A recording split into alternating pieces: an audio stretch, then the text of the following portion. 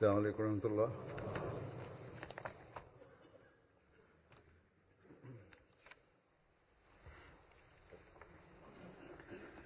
أشهد أن لا إله إلا الله وحده لا شريك له وأشهد أن محمدا عبده ورسوله. أما بعد فأعوذ بالله من الشيطان الرجيم. بسم الله الرحمن الرحيم. الحمد لله رب العالمين الرحمن الرحيم مالك يوم الدين. إياك نعبد وإياك نستعين. اهدنا الصراط المستقيم صراط الذين أنعمت عليهم غير المغضوب عليهم ولا الضالين.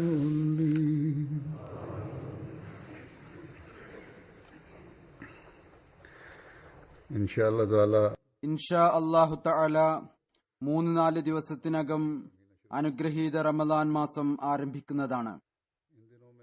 ഈ ദിവസങ്ങളിൽ നോമ്പ് പകൽ കൂടുതൽ ആയത് കാരണം ചൂടുള്ള രാജ്യങ്ങളിൽ വളരെ കഠിനമായിരിക്കും.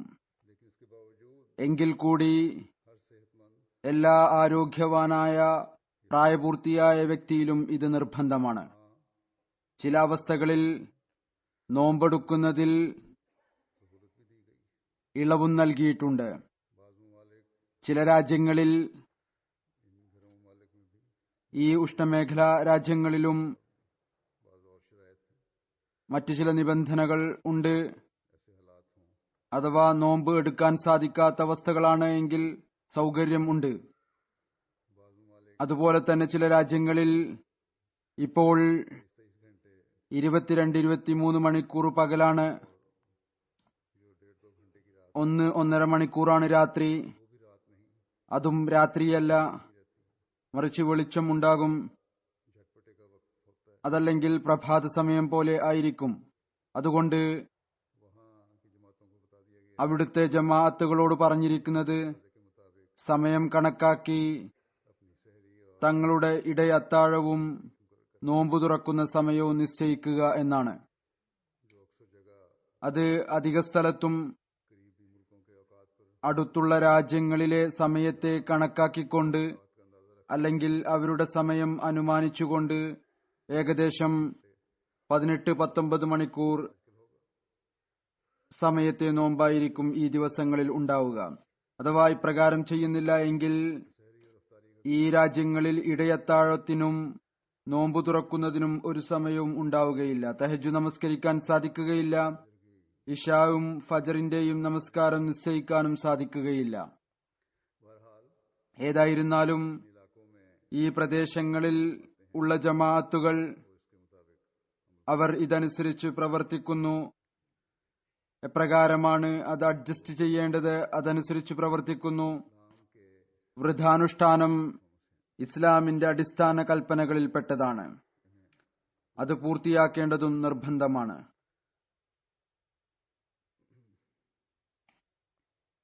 നോമ്പിനെ കുറിച്ച് ചില ചെറിയ ചെറിയ ചോദ്യങ്ങൾ ഉയർന്നു വരാറുണ്ട്. ഇടയത്താഴത്തിന്റെ സമയത്തെക്കുറിച്ച്, നോമ്പ് തുറക്കുന്ന സമയത്തെക്കുറിച്ച്, രോഗത്തെക്കുറിച്ച്, യാത്രക്കാരനാകുന്നതിനെക്കുറിച്ച്, ഇങ്ങനെ വിവിധ തരത്തിലുള്ള ചോദ്യങ്ങൾ ഉയരുന്നു. അള്ളാഹുവിന്റെ അനുഗ്രഹത്താൽ ജമാഅത്തിൽ ഓരോ വർഷവും ലക്ഷക്കണക്കിന് ആളുകൾ പ്രവേശിക്കുന്നു. മുസ്ലിങ്ങളുടെ വിവിധ വിഭാഗങ്ങളിൽ നിന്നും അതേപോലെ അന്യമതങ്ങളിൽ നിന്നും മുസ്ലിങ്ങളുടെ വിവിധ വിഭാഗങ്ങളിലും ചില കൽപ്പനകളെക്കുറിച്ച് വ്യത്യസ്തമായ കർമ്മശാസ്ത്ര കാഴ്ചപ്പാടുകളാണ് ഉള്ളത്. ആ കാഴ്ചപ്പാടുകളുമായി അവർ ജമാഅത്തിൽ പ്രവേശിക്കുമ്പോൾ ചില കാര്യങ്ങൾ അവരിൽ അസ്വസ്ഥത ഉണ്ടാക്കുന്നു. അവർ ചില വിശദീകരണങ്ങൾ ആഗ്രഹിക്കുന്നു, ചില വ്യാഖ്യാനങ്ങൾ അവർ ആഗ്രഹിക്കുന്നു, അല്ലെങ്കിൽ ചില ചോദ്യങ്ങൾ ഉന്നയിക്കുന്നു. അതുപോലെ തന്നെ ചില അന്യമതങ്ങളിൽ നിന്ന് വരുന്നവർ, അവർക്ക് ചില കാര്യങ്ങളെക്കുറിച്ച് ഒരറിവും ഉണ്ടായിരിക്കുകയില്ല, അവർക്ക് അറിവ് തന്നെ ഉണ്ടായിരിക്കുകയില്ല. അവർ പുതിയ നിലയിൽ പഠിക്കുകയായിരിക്കും. അതുകൊണ്ട് അവർക്കായി ഇസ്ലാമിന്റെ അടിസ്ഥാന കൽപ്പനകളുടെ കാര്യങ്ങൾ അറിഞ്ഞിരിക്കേണ്ടത് നിർബന്ധമാണ്. ഈ കാലഘട്ടത്തിൽ അള്ളാഹു ഹസ്രത്ത് മസീഹെ മൗദ് അലൈഹി സ്വലാത്തു വസ്സലാമിനെ നിയോഗിച്ചയച്ചിരിക്കുന്നു. നീതിമാനായ വിധികർത്താവായിക്കൊണ്ടാണ് അയച്ചിരിക്കുന്നത്. അദ്ദേഹം ഇസ്ലാമിക അധ്യാപനങ്ങളെ അടിസ്ഥാനപ്പെടുത്തിക്കൊണ്ട് എല്ലാ പ്രശ്നങ്ങൾക്കുമുള്ള തീരുമാനം കൽപ്പിക്കണമായിരുന്നു. അങ്ങനെ ചെയ്യുകയും ചെയ്തു. എല്ലാ പ്രശ്നങ്ങൾക്കും ഉള്ള പരിഹാരം നിർദ്ദേശിക്കണമായിരുന്നു. അത് നിർദ്ദേശിച്ചു. ഈ അടിസ്ഥാനത്തിൽ ഈ കാലഘട്ടത്തിൽ നാം നമ്മുടെ പ്രശ്നങ്ങൾക്കുള്ള പരിഹാരത്തിനായും അറിവിലുള്ള വർധനവിന് വേണ്ടിയും ഹസ്രത്ത് മസീഹെ മൗദ് അലൈഹി സ്വലാത്തു വസ്സലാമിലേക്ക് നോക്കേണ്ടതിന്റെ ആവശ്യമുണ്ട്. ഇപ്പോൾ ഞാൻ പറഞ്ഞതുപോലെ നോമ്പുമായി ബന്ധപ്പെട്ടുകൊണ്ട് ചോദ്യങ്ങൾ ഉയർന്നുകൊണ്ടിരിക്കാറുണ്ട്. ചില ചോദ്യങ്ങൾക്കുള്ള മറുപടി അല്ലെങ്കിൽ ഹസ്രത്ത് മസീഹെ മൗദ് അലൈഹി സ്വലാത്തു വസ്സലാമിന്റെ ഈ കാര്യങ്ങളെക്കുറിച്ചുള്ള കാഴ്ചപ്പാട് എന്തായിരുന്നു, അവിടുന്ന് എന്ത് കൽപ്പനയാണ് നൽകിയത്, അങ്ങയുടെ ഫത്വ എന്തായിരുന്നു എന്നതിനെക്കുറിച്ച് ഞാൻ വിവരിക്കുന്നതായിരിക്കും.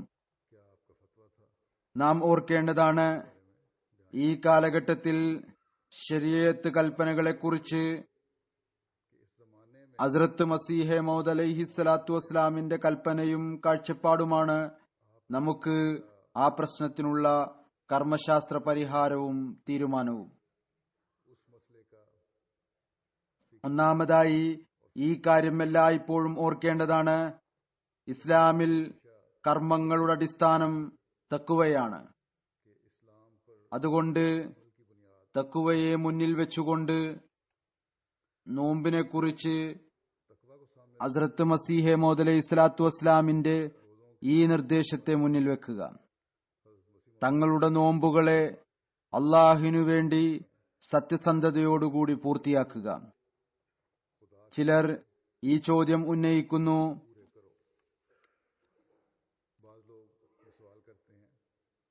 ഉദാഹരണമായി റമദാനെ കുറിച്ച് വിവിധ കുട്ടികളും ചോദ്യം ഉന്നയിക്കാറുണ്ട്. റമദാനും ഈദും മറ്റും നാം അനഹ്മദി മുസ്ലിങ്ങളിൽ നിന്ന് വ്യത്യസ്തമായ സമയത്ത് എന്തുകൊണ്ടാണ് അനുഷ്ഠിക്കുന്നത്, അതല്ലെങ്കിൽ എന്തുകൊണ്ടാണ് വ്യത്യസ്തമായി ആരംഭിക്കുന്നത്? ഒന്നാമതായി ഇതൊരു മാനദണ്ഡം തന്നെയല്ല. അതായത് എന്തുതന്നെ ആയാലും വ്യത്യാസം ഉണ്ടായിരിക്കണം എന്നത്.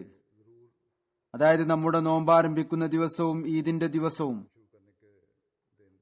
നാം അറിഞ്ഞുകൊണ്ട് ഈ കാര്യത്തിൽ ഭിന്നിപ്പ് കാണിക്കുകയും ചെയ്യുകയല്ല ചെയ്യുന്നത്. പല വർഷങ്ങളിൽ ഇത്തരത്തിലുള്ള വർഷങ്ങളും ഉണ്ടായിട്ടുണ്ട്, ഉണ്ടാവാറുണ്ട്.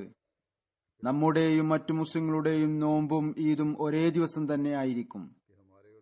പാകിസ്ഥാനിലും മറ്റു മുസ്ലിം രാജ്യങ്ങളിലും എവിടെയാണോ ഭരണകൂടത്തിന്റെ ഭാഗത്ത് നിന്ന് റുയത്ത് ഹിലാൽ കമ്മിറ്റി നിശ്ചയിച്ചിരിക്കുന്നത്, ആ കമ്മിറ്റി ഈ പ്രഖ്യാപനം നടത്തുമ്പോൾ, അതായത് ചന്ദ്രനെ കണ്ടു, ആളുകളുടെ സാക്ഷ്യം ഉണ്ട് എന്ന് പറയുമ്പോൾ, നാം അഹമ്മദി മുസ്ലിങ്ങളും അതനുസരിച്ച് തങ്ങളുടെ നോമ്പ് എടുക്കുന്നു. അതനുസരിച്ച് തന്നെയായിരിക്കും നമ്മുടെ നോമ്പ് അവസാനിപ്പിക്കുകയും ചെയ്യുന്നത്. ഈദും അതനുസരിച്ചാണ് ആഘോഷിക്കുന്നത്. ഈ രാജ്യങ്ങളിൽ, അതായത് പാശ്ചാത്യ രാജ്യങ്ങളിൽ, യൂറോപ്യൻ രാജ്യങ്ങളിൽ ഭരണകൂടത്തിന്റെ ഭാഗത്ത് നിന്ന് ചന്ദ്രനെ കാണാനുള്ള സംവിധാനമില്ല. ഈ കാര്യം പ്രഖ്യാപിക്കുകയും ചെയ്യാറില്ല. അതുകൊണ്ട് നാം ചന്ദ്രനെ കാണാനുള്ള വ്യക്തമായ അനുമാനം മുന്നിൽ വെച്ചുകൊണ്ട് നോമ്പ് ആരംഭിക്കുന്നു, പെരുന്നാൾ ആഘോഷിക്കുന്നു. ഇനി അഥവാ നമ്മുടെ അനുമാനം തെറ്റാണ് എങ്കിൽ, ചന്ദ്രനെ ആദ്യം കാണാൻ സാധിച്ചുവെങ്കിൽ പ്രായപൂർത്തിയായ ആളുകളുടെ സാക്ഷ്യത്തോടുകൂടി, വിശ്വാസികളുടെ സാക്ഷ്യത്തോടുകൂടി, അതായത് അവർ ചന്ദ്രനെ കണ്ടു എന്ന സാക്ഷ്യത്തോടുകൂടി മുമ്പും നോമ്പ് ആരംഭിക്കാവുന്നതാണ്.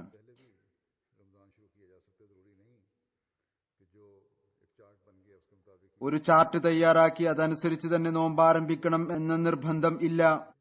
എന്നാൽ വ്യക്തമായ നിലയിൽ ചന്ദ്രനെ കാണേണ്ടതാണ്. അത് കാണേണ്ടത് നിർബന്ധമാണ്. എന്നാൽ നാം ചന്ദ്രനെ കാണാതെ അനഹ്മദി മുസ്ലിങ്ങൾ പ്രഖ്യാപിക്കുന്നത് കൊണ്ട് നിർബന്ധമായും നോമ്പ് ആരംഭിക്കണം, പെരുന്നാൾ ആഘോഷിക്കണം എന്ന് പറയുന്നത് തെറ്റാണ്. ഹദ്റത്ത് മസീഹ് മൗഊദ് അലൈഹി സ്വലാത്തു വസ്സലാം ഈ കാര്യം തന്റെ ഒരു ഗ്രന്ഥം സൂർമ ചഷ്മ ആരിയയിൽ വിവരിച്ചിട്ടുണ്ട്. കണക്കുകളെ, അനുമാനങ്ങളെ റദ്ദ് ചെയ്യുകയല്ല ചെയ്തിട്ടുള്ളത്. ഇതും ഒരു ശാസ്ത്രീയ തീരുമാനമാണ്.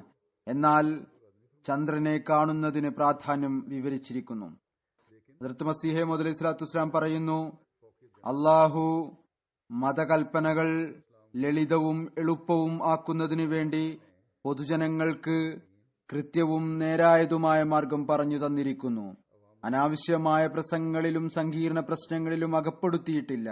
ഉദാഹരണമായി, നോമ്പെടുക്കുന്നതിനു വേണ്ടി ഈ കൽപ്പന നൽകിയില്ല. അതായത്, നിങ്ങൾ ഏതുവരെ അനുമാന നിയമങ്ങളുടെയും ജ്യോതിശാസ്ത്രത്തിന്റെയും അടിസ്ഥാനത്തിൽ ചന്ദ്രൻ 29-നോ 30-നാണോ ഉദിക്കുക എന്ന് അറിയുന്നതുവരെ ചന്ദ്രനെ കണ്ടതിനെ ഒരിക്കലും വിശ്വസിക്കരുത്. അതായത്, ശാസ്ത്രജ്ഞന്മാർ ഉണ്ടാക്കിയിരിക്കുന്ന നിയമങ്ങൾ, അനുമാനത്തിന്റെ അടിസ്ഥാനത്തിൽ ഖഗോള ശാസ്ത്രത്തെ കുറിച്ചും നക്ഷത്രങ്ങളെക്കുറിച്ചും അറിവുള്ളവർ ഉണ്ടാക്കിയിരിക്കുന്ന നിയമങ്ങൾ, ആ നിയമങ്ങളെ പിൻപറ്റേണ്ടത് നിർബന്ധമല്ല. അവരുടെ അനുമാനം അനുസരിച്ച് ചന്ദ്രൻ 29-ന് ഉദിക്കും അല്ലെങ്കിൽ 30-ന് ഉദിക്കും എന്ന് പറഞ്ഞാൽ അതനുസരിച്ച് പ്രവർത്തിക്കുകയും ചന്ദ്രനെ കാണാൻ ശ്രമിക്കാതിരിക്കുകയും ചെയ്യുക.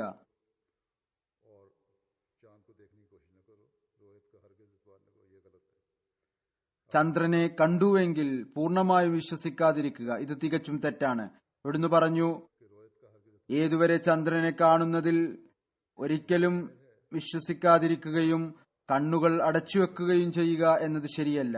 കാരണം അതിസൂക്ഷ്മമായ ജ്യോതിശാസ്ത്രത്തിന്റെ കർമ്മങ്ങൾ അനാവശ്യമായി പൊതുജനങ്ങളുടെ കഴുത്തിൽ ഭാരമാക്കി വെക്കുന്നത് ഇത് അനാവശ്യമായ പ്രശ്നവും പ്രയാസവുമാണ്. അനാവശ്യമായി ഞങ്ങൾക്ക് സാധ്യത ഇതാണ് എന്ന് പറഞ്ഞു തരുന്നതുകൊണ്ട്, അതുകൊണ്ട് ഇതല്ലാതെ ഞങ്ങൾ മറ്റൊന്നും തന്നെ ചെയ്യുകയില്ല എന്ന് പറയുന്നത് ഇത് അനാവശ്യമായ ഒരു പ്രയാസമാണ്. പറയുന്നു, ഇതും വ്യക്തമാണ്. അത്തരം കണക്കുകൾ നടത്തുന്നതിൽ ഒരുപാട് തെറ്റുകൾ സംഭവിച്ചുകൊണ്ടിരിക്കാറുണ്ട്. അതുകൊണ്ട് ഇത് വളരെ വ്യക്തമായൊരു കാര്യമാണ്. പൊതുജനങ്ങളുടെ അവസ്ഥയ്ക്ക് യോജിച്ചതാണ്. അവർ ജ്യോതിശാസ്ത്രജ്ഞന്മാരുടെയോ നുജൂമികളുടെയോ ആശ്രയിക്കുന്നവരാവുകയില്ല. അതായത്, നക്ഷത്രങ്ങളെയും ആകാശഗോളങ്ങളെയും കുറിച്ച് അറിവുള്ളവരെ മാത്രം ആശ്രയിക്കുന്നവരായി മാറാതിരിക്കാനും ചന്ദ്രൻ ഏതു ദിവസമാണ് ഉദിക്കുന്നതെന്ന് തങ്ങളുടെ കാഴ്ചയെ അടിസ്ഥാനമാക്കുക. 30-ന്റെ അടിസ്ഥാനത്തിൽ ഈ കാര്യം അറിഞ്ഞിരിക്കുക. വിജ്ഞാന അടിസ്ഥാനത്തിൽ ഈ കാര്യം അറിഞ്ഞിരിക്കുക. 30-ൽ കൂടുതൽ ആകാൻ പാടില്ല. ചന്ദ്രനെ കാണാൻ വേണ്ടി ശ്രമിക്കുകയും എന്നാൽ കാണാതിരിക്കുകയും ചെയ്താൽ കണക്കുകളെയും ആശ്രയിക്കാവുന്നതാണ്. ഈ കാര്യമായിരിക്കണം അവലംബിക്കേണ്ടത്. അതായത് 30 ദിവസത്തിൽ കൂടുതൽ ആകാൻ പാടില്ല. ഇതും ഓർക്കേണ്ടതാണ്. യഥാർത്ഥത്തിൽ ബുദ്ധിയുടെ അടിസ്ഥാനത്തിൽ കാണുന്നതിന് ഖഗോളശാസ്ത്രത്തിന്റെ അനുമാനത്തെക്കാൾ പ്രാധാന്യം ഉണ്ട്. ബുദ്ധിയും പറയുന്നത് കണ്ണുകൊണ്ട് കാണുന്നതിന് അത് കണക്കുകളുടെ അനുമാനത്തെക്കാൾ എന്തുകൊണ്ടും പ്രാധാന്യമുണ്ട് എന്നാണ് പറയുന്നു. അവസാനം യൂറോപ്പും കാണുന്നതിന് ഏറ്റവും വിശ്വാസയോഗ്യമായി മനസ്സിലാക്കിയപ്പോൾ ഈ നല്ല ചിന്ത കാരണം കാഴ്ചശക്തിയെ സഹായിക്കുന്ന വിവിധ ടെലസ്കോപ്പുകളും സൂക്ഷ്മദർശിനികളും മറ്റും കണ്ടുപിടിക്കുകയും ചെയ്തു. യൂറോപ്പിലെ വിദ്യാസമ്പന്നരായ ആളുകളും ബുദ്ധിയുള്ള ആളുകളും ശാസ്ത്രകാരന്മാരും അവർ ഈ കാര്യം വിശ്വാസയോഗ്യമായി മനസ്സിലാക്കിക്കൊണ്ട്, അതായത് കാണുന്നത് ഏതായിരുന്നാലും ഏറ്റവും ഉത്തമമായ കാര്യമാണ്, ഈ ഒരു ചിന്താഗതി കാരണം അവരുടെ വിവിധ ഉപകരണങ്ങൾ ഉണ്ടാക്കി, ടെലസ്കോപ്പുകൾ ഉണ്ടാക്കി. അത് മുഖേന അവർ ആകാശീയ ഗോളങ്ങളെ നോക്കുന്നു. ഞാൻ പറഞ്ഞതുപോലെ ചില സമയത്ത് കണക്കുകളിൽ തെറ്റും സംഭവിക്കാം. ഹദ്റത്ത് മസീഹ് മൗഊദ് അലൈഹി സ്വലാത്തു വസ്സലാം ആ കാര്യം പറഞ്ഞിട്ടുണ്ട്. ഇനി അഥവാ തെറ്റ് സംഭവിച്ചാൽ, ഉദാഹരണമായി ചന്ദ്രൻ ഒരു ദിവസം മുമ്പ് കണ്ടത് തെളിഞ്ഞാൽ എന്താണ് ചെയ്യേണ്ടത്? അതിനർത്ഥം ഒരു നോമ്പ് വിട്ടുപോയി എന്നാണ്. നോമ്പ് തുടങ്ങുന്നതിന് ഒരു ദിവസം ശേഷമാണ് നാം ആരംഭിച്ചത് എങ്കിൽ, ചന്ദ്രനെ അതിനു മുമ്പ് കണ്ടു എങ്കിൽ, അത് തെളിയുകയും ചെയ്താൽ എന്തു ചെയ്യും? ഇതിനെക്കുറിച്ച് ഒരിക്കൽ ഹദ്റത്ത് മസീഹ് മൗഊദ് സ്വല്ലല്ലാഹു അലൈഹി വസല്ലമയുടെ സമക്ഷത്തിൽ ചോദ്യം ഉന്നയിക്കപ്പെട്ടു. സിയാൽകോട്ടിൽ നിന്ന് ഒരു സുഹൃത്ത് ചോദിച്ചു, ഇവിടെ ചന്ദ്രനെ ചൊവ്വാഴ്ച വൈകുന്നേരം കണ്ടില്ല, മറിച്ച് ബുധനാഴ്ചയാണ് കണ്ടത്. എന്നാൽ റമദാൻ ബുധനാഴ്ച തുടങ്ങിയിരുന്നു. പൊതുവിൽ ആ പ്രദേശത്തും മറ്റും ഇതുകാരണം ആദ്യത്തെ നോമ്പ് വ്യാഴാഴ്ചയാണ് എടുത്തത്. അദ്ദേഹം ചോദിച്ചു, നോമ്പ് ബുധനാഴ്ചയാണ് എടുക്കേണ്ടിയിരുന്നത്. തങ്ങളുടെ ഇവിടെ ആദ്യത്തെ നോമ്പ് വ്യാഴാഴ്ചയാണ് എടുത്തത്. ഇനി എന്താണ് ചെയ്യേണ്ടത്? ഹദ്റത്ത് മസീഹ് മൗഊദ് സ്വല്ലല്ലാഹു അലൈഹി വസല്ലം പറഞ്ഞു, ഇതിനു പകരം റമദാൻ മാസത്തിനു ശേഷം ഒരു നോമ്പ് എടുക്കേണ്ടതാണ്. നഷ്ടപ്പെട്ട നോമ്പ് റമദാനു ശേഷം പൂർത്തിയാക്കുക. ഇതുപോലെ തന്നെ ഇടയത്താഴം കഴിക്കുന്ന പ്രശ്നമുണ്ട്. ഇടയത്താഴം കഴിച്ച് നോമ്പെടുക്കേണ്ടത് നിർബന്ധമാണ്. റസൂൽ തിരുമേനി സല്ലല്ലാഹു അലൈഹി വസല്ലം നമുക്ക് ഈ കൽപ്പനയാണ് നൽകിയിട്ടുള്ളത്. ഒരു ഹദീസിൽ വരുന്നു, റസൂൽ കരീം സല്ലല്ലാഹു അലൈഹി വസല്ലം പറഞ്ഞു, നോമ്പിന്റെ ദിവസങ്ങളിൽ ഇടയത്താഴം കഴിക്കുക, കാരണം ഇടയത്താഴം കഴിച്ച് നോമ്പെടുക്കുന്നതിൽ അനുഗ്രഹം ഉണ്ട്. ഹസ്രത്ത് മസീഹ് മൗഊദ് അലൈഹി സ്വലാത്തു വസ്സലാം സ്വയം ഇത് കൃത്യനിഷ്ഠയോടുകൂടി ചെയ്യുമായിരുന്നു. തന്റെ ജമാഅത്തിലെ സഹോദരന്മാരോടും പറയുമായിരുന്നു.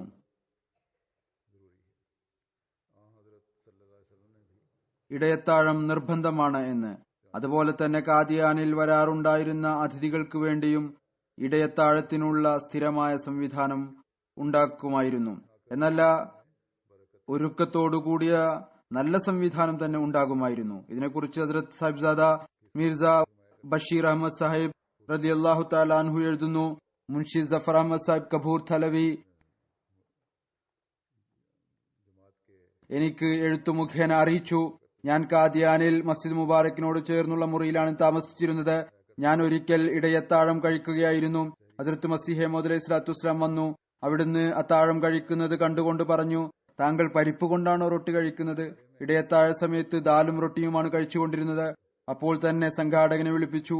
എന്നിട്ട് പറഞ്ഞു, അത്താഴ സമയത്ത് സഹോദരന്മാർക്ക് ഇത്തരത്തിലുള്ള ഭക്ഷണമാണോ നൽകുന്നത്? ഇവിടുന്ന് പറഞ്ഞു, ഇവിടെ താമസിക്കുന്ന നമ്മുടെ എല്ലാ സഹോദരന്മാരും യാത്രയിലല്ല, അവരിവിടെ താമസിക്കുന്നവരാണ്, നോമ്പെടുക്കുന്നുണ്ട്. എല്ലാവരോടും ചോദിക്കുക, അവർക്ക് എന്തെല്ലാം കഴിക്കുന്ന ശീലമാണുള്ളത്, അവർ അത്താഴ സമയത്ത് എന്തെല്ലാമാണ് ഇഷ്ടപ്പെടുന്നത്, ആ ഭക്ഷണം അവർക്ക് വേണ്ടി തയ്യാറാക്കുക. അങ്ങനെ സംഘാടകൻ എനിക്ക് വേണ്ടി വേറെ ഭക്ഷണം കൊണ്ടുവന്നു. എന്നാൽ ഞാൻ കഴിച്ചു കഴിഞ്ഞിരുന്നു.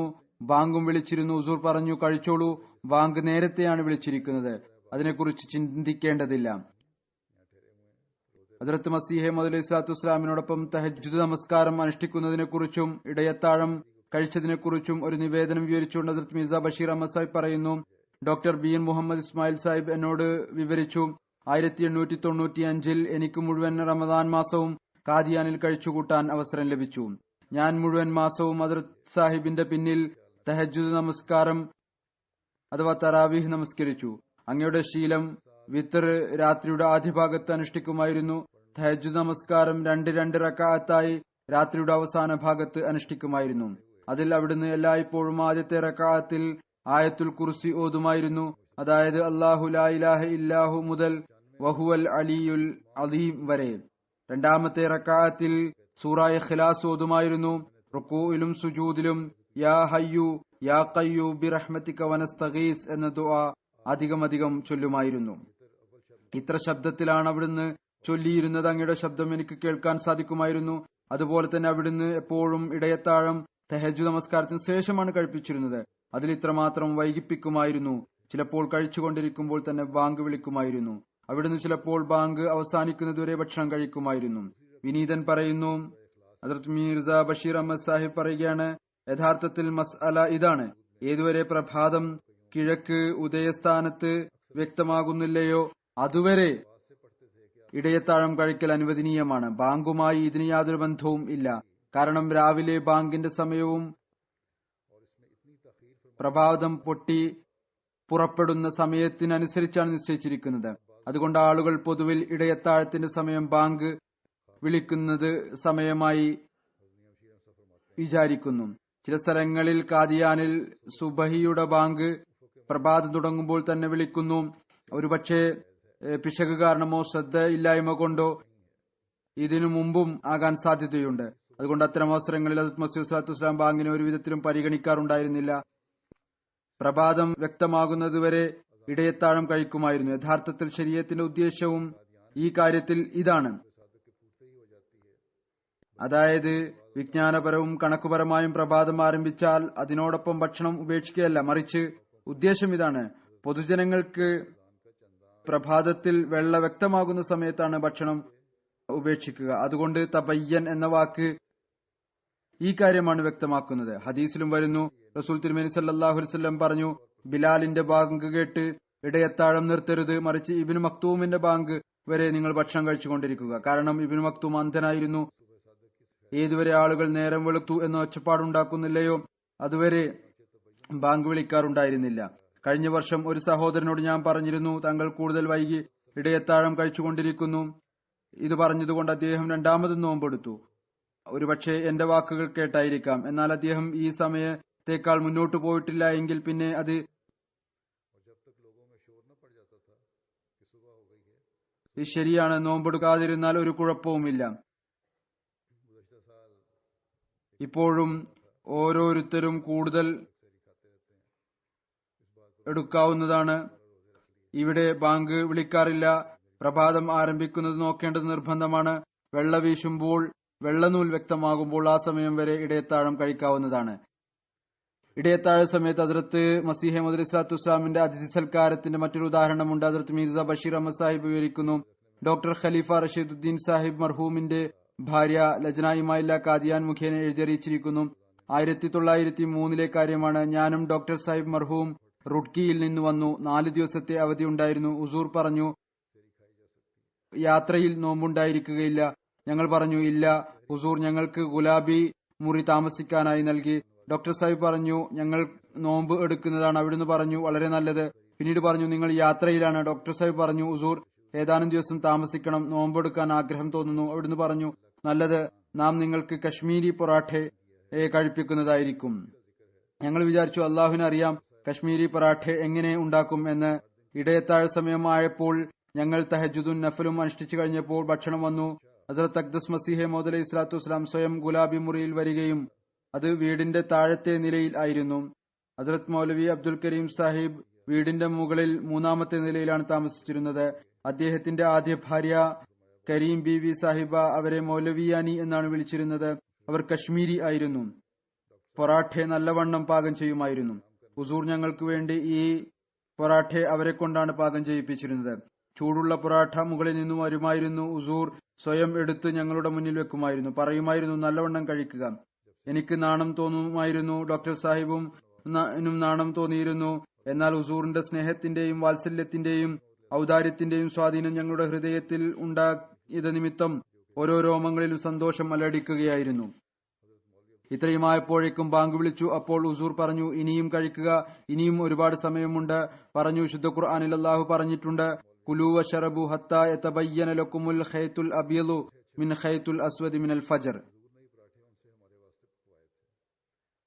ഇതനുസരിച്ച് ആളുകൾ പ്രവർത്തിക്കാറില്ല. പറയുന്നു, ഇതനുസരിച്ച് ആളുകൾ പ്രവർത്തിക്കാറില്ല. നിങ്ങൾ കഴിച്ചാലും ഇനിയും ഒരുപാട് സമയമുണ്ട്. മുഅസ്സൻ സമയത്തിനു മുമ്പ് ബാങ്ക് വിളിച്ചിരിക്കുകയാണ്.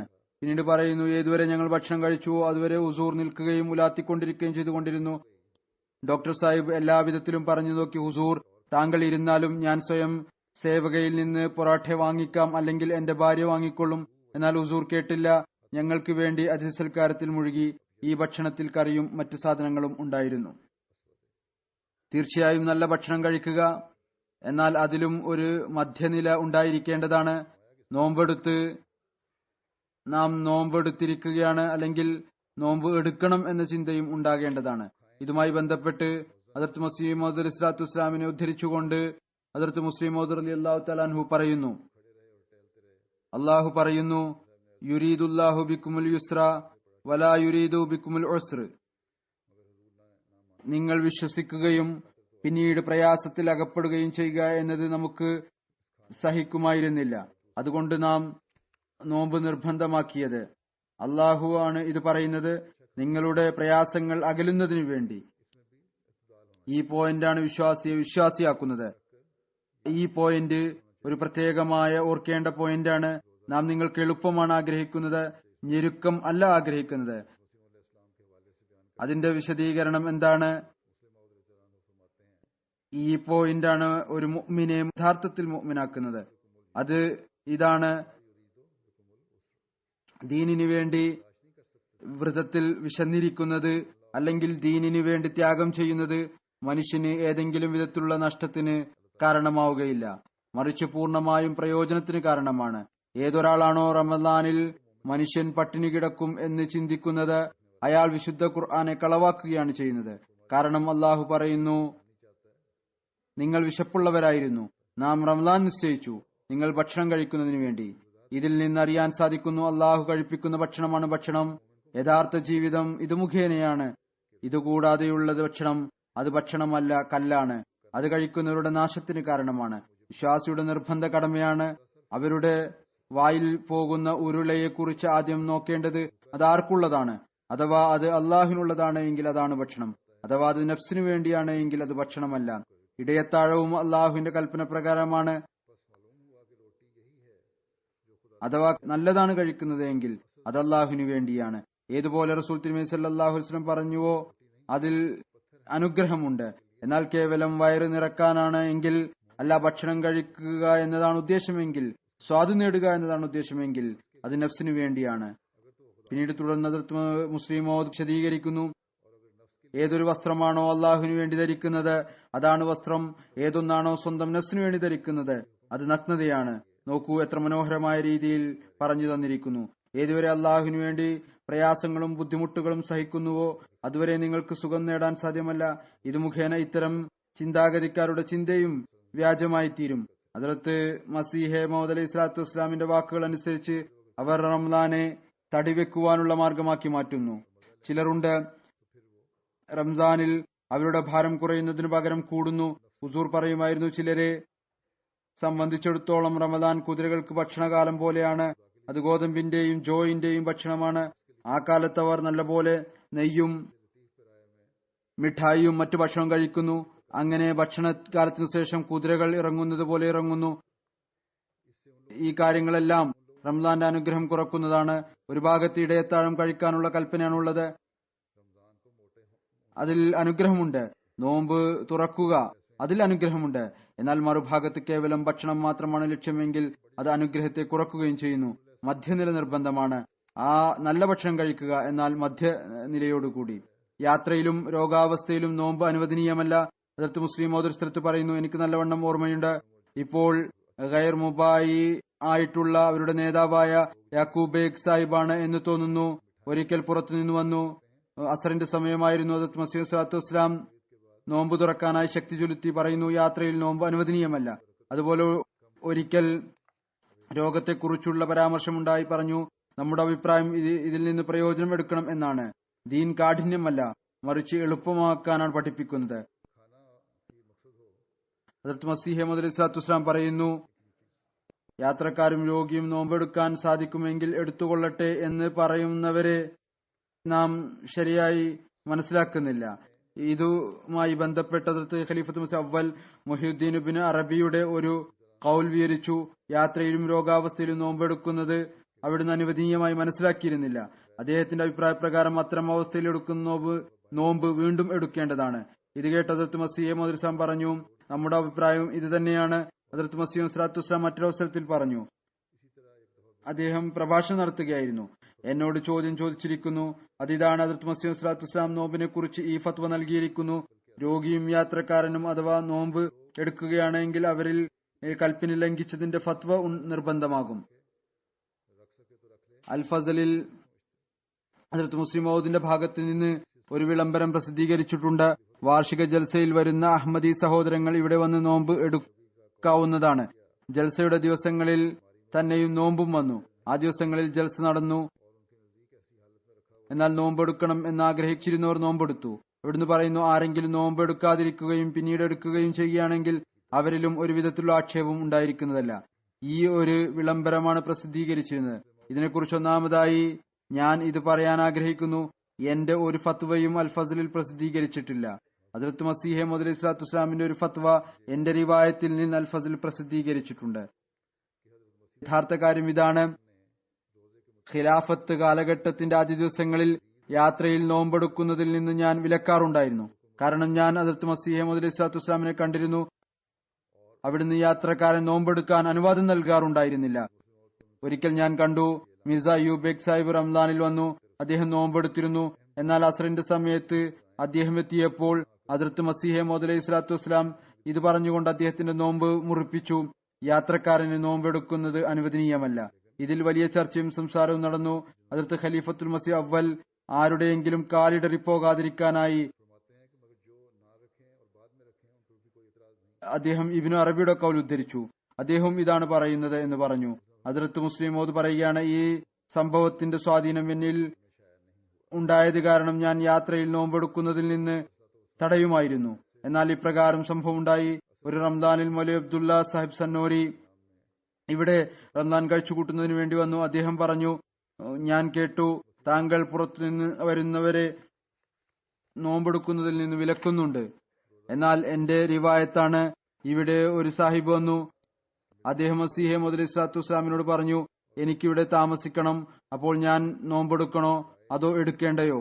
2-3 സംഭവം കഴിഞ്ഞു പോയിട്ടുണ്ട് യാത്രയിൽ കാദിയാനിൽ വന്ന് നോമ്പെടുക്കുന്നതുമായി ബന്ധപ്പെട്ട്. അപ്പോൾ ഹദ്റത്ത് മസീഹ് മൗഊദ് അലൈഹി സ്വലാത്തു വസ്സലാം പറഞ്ഞു, അതെ, താങ്കൾക്ക് നോമ്പെടുക്കാവുന്നതാണ്. കാരണം കാദിയാൻ അഹമ്മദികളെ സംബന്ധിച്ചിടത്തോളം 2ാം സ്വദേശമാണ്. മൗലവി അബ്ദുള്ള സാഹിബ് മർഹൂം ഹദ്റത്ത് മസീഹ് സ്വലാത്തു വസ്സലാമിന്റെ വളരെ സമീപസ്ഥനായിരുന്നു.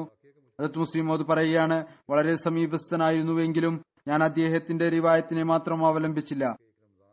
ആളുകളിൽ നിന്ന് ഈ കാര്യവുമായി ബന്ധപ്പെട്ട് സാക്ഷ്യം വാങ്ങിച്ചു.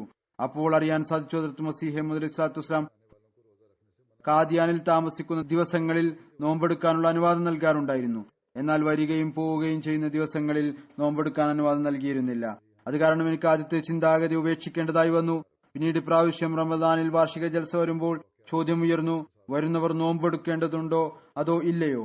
അപ്പോൾ ഒരു സാഹിബ് ഹദ്റത്ത് മസീഹ് സ്വലാത്തു വസ്സലാമിന്റെ കാലഘട്ടത്തിൽ റമദാനിൽ ജൽസ ഉണ്ടായപ്പോൾ ഞങ്ങൾ സ്വയം അതിഥികൾക്ക് ഇടയത്താഴം നൽകിയിരുന്നു. ഈ ഒരു അവസ്ഥ കാരണം ഞാൻ ഇവിടെ ജൽസക്ക് വരുന്നവർക്ക് നോമ്പെടുക്കാനുള്ള അനുവാദം നൽകി. ഇതും ഹദ്റത്ത് മസീഹ് സ്വലാത്തു വസ്സലാമിന്റെ തന്നെ ഫത്വയാണ്.